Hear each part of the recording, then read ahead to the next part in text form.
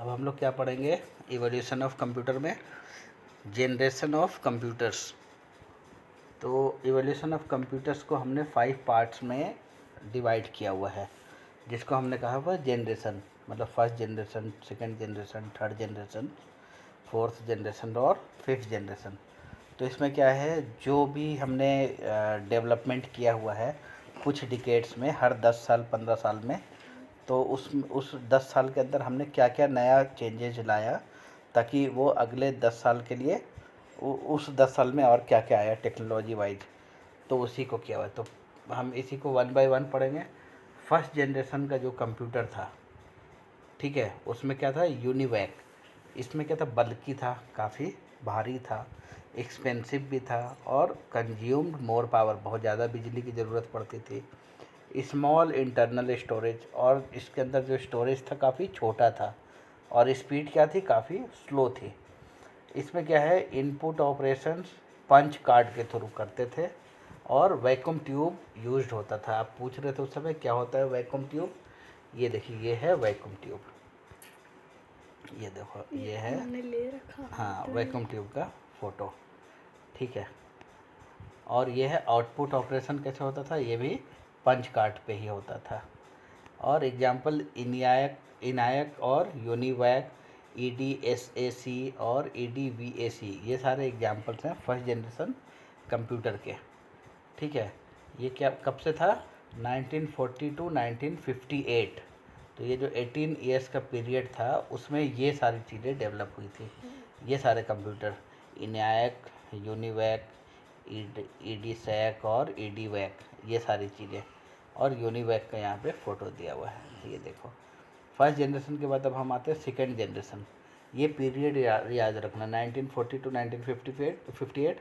अब यहाँ पे सेकेंड जनरेशन में आया 1959 टू 1964, ठीक है। ये लगभग 15 ईयर्स का में क्या क्या डेवलपमेंट हुआ भाई। तो इसका क्या था, smaller and faster than first generation computer. इसकी क्या खूबी थी, फर्स्ट जनरेशन से छोटा भी हुआ कंप्यूटर का साइज, फास्टर भी हुआ। Consumed less power than first generation computer.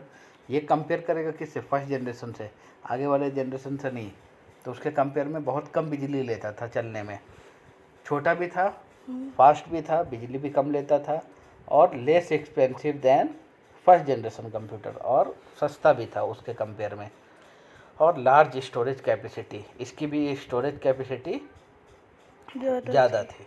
अब सबसे पहले लेकर आया था देखो IBM 1401 कंप्यूटर, यही सबसे पॉपुलर हुआ था। फिर IBM 350 आया, फिर RCA 501।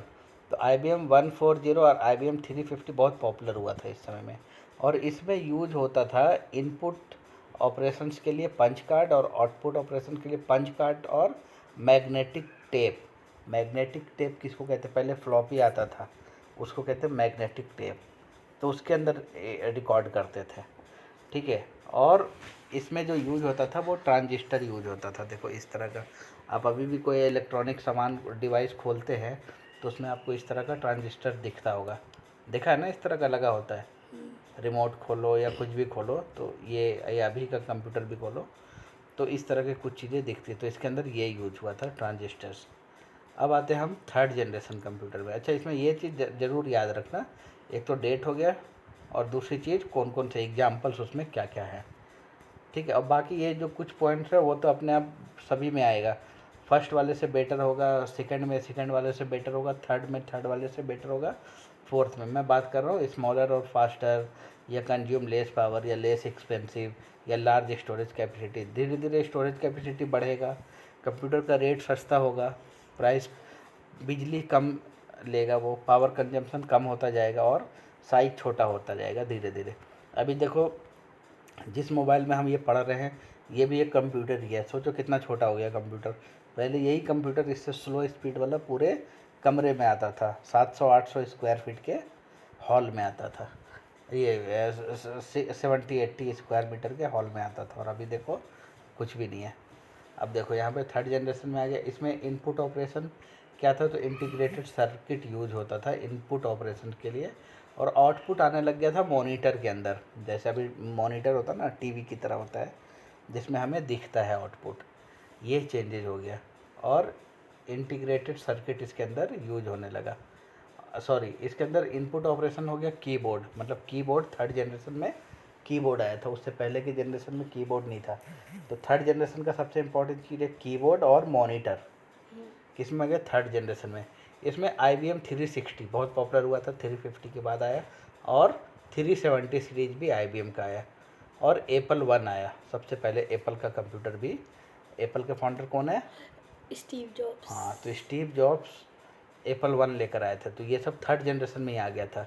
इसका टाइम देखो कब था, 1964 से 1970, ये 6 साल ये सब चीज़ें चला, इंटीग्रेटेड सर्किट यूज़ होकर।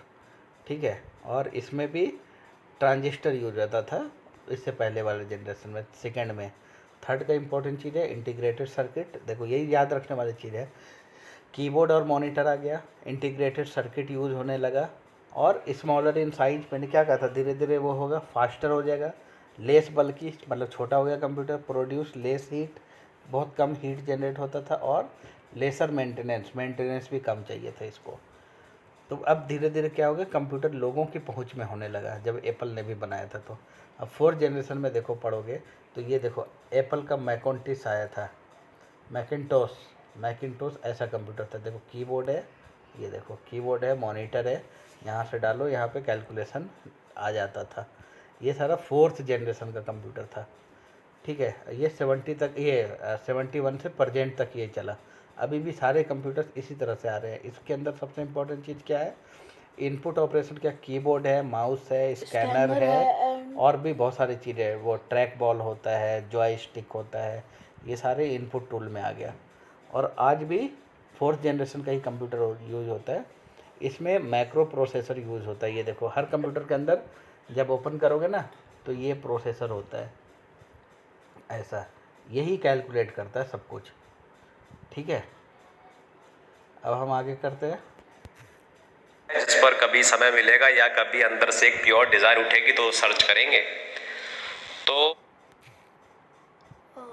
कोई बात नहीं है, कहाँ थे पता नहीं, नोटिफिकेशन आया, क्लिक हो गया। हाँ, ये मैक्रो प्रोसेसर, आज के सारे कंप्यूटर्स में हम मैक्रो प्रोसेसर ही यूज़ करते हैं, सभी कंप्यूटर्स के अंदर होता है। इनपुट का बता दिया मैंने, आउटपुट का क्या हो गया, मॉनिटर है, प्रिंटर है, प्लॉटर है, स्पीकर्स हैं, गाने भी सुनते हैं ना, तो ये सब चीज़, ये सब क्या कंप्यूटर का आउटपुट ही तो है। हम गाना बजाते तो गाना चल रहा है, मूवी चल रहा है, मॉनिटर पे प्रिंटर चल रहा, कुछ भी प्रिंट निकाल रहा हो। ठीक है, अब ये क्या कम्पैक्ट हो गया, बहुत छोटा साइज हो गया, अब इफ़िशियंसी बढ़ गई, लेस कॉस्टली, बहुत कॉस्टली कम रह गया, कोई भी खरीद सकता है, और ग्रेटर स्टोरेज कैपेसिटी। अभी देखो कितना स्टोरेज कैपेसिटी आ गया। तो फोर्थ जनरेशन में क्या क्या याद रखना है, कीबोर्ड के अलावा माउस, स्कैनर, और ये सब चीज़ें आ गया, ट्रैक बॉल वगैरह बहुत सारी चीज़ें आ गई। ठीक है, जॉयस्टिक, और आउटपुट में मॉनिटर के बाद प्रिंटर आ गया, प्लॉटर आ गया, स्पीकर आ गया। ठीक है, अब प्लॉटर तो मैंने भी देखा नहीं, यूज होता होगा शुरू में, क्योंकि ये 1971 से लेकर अभी तक यही चल रहा। ये हो गया, एप्पल का मैकोंटिस आ गया था, हाँ मैकिनटोश आ गया। अब आया फिफ्थ जनरेशन कंप्यूटर, जिसकी शुरुआत हुई है अभी। ठीक है, क्या समझे?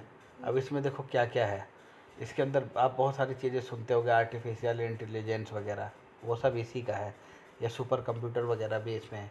अब इनपुट में क्या हो गया, हाँ, वॉइस एंड स्पीच रिकॉग्निशन, या टच डिवाइस, अभी टच वच हम लोग कर लेते हैं ना, ये सारा फिफ्थ जनरेशन का है। हमारी आवाज़ से सुनते हैं ना, ओके गूगल बोलकर हम कुछ भी करते हैं, मैप वैप ओपन कर लेते हैं, तो वॉइस भी सुन रहा है हमारी। ठीक है, और हम कुछ बोलते हैं तो रिकॉर्ड भी हो जाता है, या हम बोलते हैं तो कुछ टाइप भी हो जाता है, ये सब क्या है, वॉइस कमांड के थ्रू चल रहा है। तो इसमें आर्टिफिशियल इंटेलिजेंस, इसमें इंटेलिजेंस का मतलब क्या होता है, आर्टिफिशियल इंटेलिजेंस होता है कंप्यूटर खुद भी अपना दिमाग लगा रहा है, समझे, उसको कहते हैं आर्टिफिशियल इंटेलिजेंस। पहले ये चीज़ नहीं था। आउटपुट में इसमें क्या है, एडवांस प्रिंटर है, प्लॉटर है, ड्रोन्स हैं, ये सारी चीज़ें आउटपुट है। कंप्यूटर से आप ड्रोन भी चला सकते हो। इसमें क्या, वेरी लार्ज स्टोरेज कैपेसिटी आ गया, अब हाई प्रोसेसिंग स्पीड बहुत ज़्यादा। ठीक है, aims to develop computer that can think, understand and act like human. अभी फिफ्थ जनरेशन में क्या एम है कि आदमी की तरह सुने, एक सोफिया रोबोट का नाम सुना होगा, लोगों से बात करती है, अपने हिसाब से जवाब देती है। हमारे पास जैसे अमेजन एलेक्सा है, ये सब 5th जनरेशन का चीज़ है। बोलते हैं ना एलेक्सा गाना चलाओ, एलेक्सा ये करो, एलेक्सा वो करो, एलेक्सा को इंडिया का कैपिटल कहाँ, जापान का कैपिटल कहाँ, तो वो क्या है, वो अपने हिसाब से बताती है ना। उसके पास इतना इन्फॉर्मेशन और डेटा है, और वो भी देखती है कि वो सामने से क्या पूछ रहा आदमी, तो कितने अच्छे से सब कुछ बताती है। It is based on artificial intelligence, example cray, CS300 और परम इंडिया का सुपर कंप्यूटर है। ये सारी चीज़ें क्या है। अच्छा, एक चीज़ और है इसके अंदर, प्रेजेंट एंड बियॉन्ड। अभी क्या है, गूगल सेल्फ ड्राइविंग कार, ये सेल्फ ड्राइविंग कार की टेस्टिंग हो रही है, कई जगह पे चल भी रहा, बिना ड्राइवर के ड्राइवरलेस गाड़ी चल रहा। ये सारा 5th जनरेशन का क्या है, 5th जनरेशन के कंप्यूटर। हाँ, के कंप्यूटर है। सब अपने आप सब कुछ ऑटोमेटिक ही होगा। प्रेजेंट एंड बियॉन्ड मतलब अभी भी और अभी के बाद भी 5th जनरेशन चलता रहेगा। अभी हम लोग जिस जनरेशन में हैं वो 5th जनरेशन ऑफ कंप्यूटर है। जैसे मोबाइल वगैरह ना, टच वच, आपको बताया, वॉइस सुन रहा, ये कर रहा, अब कितना आसान हो गया सब कुछ करना, हो गया ना। अब जैसे एलेक्सा को ही देखो कैसे है, कुछ बोल, पहले गाना चलाने के लिए गाना ढूंढो, ये करो, अब आपके बदले कंप्यूटर काम कर रहा है। एलेक्सा को बोलो कुछ भी, जॉनी जॉनी यस पापा गाना चलाओ, पोएम चलाओ, तो फट से चल जाता है। तो ये सब चीज़ें 5th जनरेशन के कंप्यूटर्स के बेनिफिट्स हैं। ठीक है, अब हम क्या अगले वीडियो में पढ़ेंगे, टाइप्स ऑफ कंप्यूटर्स के बारे में। ठीक है, इसमें Sophia is a human like robot powered by artificial intelligence. It was developed by Hanson Robotics, a Hong Kong based company. और ये हैंसन है ना, उसके साइंटिस्ट का नाम भी हैंसन ही है, इसकी कंपनी का नाम भी है हैंसन रोबोटिक्स। ये हांगकॉन्ग बेस्ड कंपनी है। ये एक इन्फॉर्मेशन दे दिया आपको, आर्टिफिशियल इंटेलिजेंस का भी जो एक रोबोट भी आ गया है। ठीक है, अब अगले वीडियो में हम पढ़ेंगे टाइप्स ऑफ कंप्यूटर्स। बड़ा कंप्यूटर होता है, छोटा कंप्यूटर, कौन सा अपने पर्पज़ के लिए होता है, कौन से साइंटिस्ट के पर्पज़ के लिए होता है, कौन से डिफेंस के पर्पज़ का होता है, सेना के लिए यूज़ होता है, कौन सा आर्मी यूज करते हैं, ऐसे ऐसे अलग तरीके का होता है। तो इसको हम अगले उसमें पढ़ेंगे चैप्टर्स में। ठीक है, अगले टॉपिक में।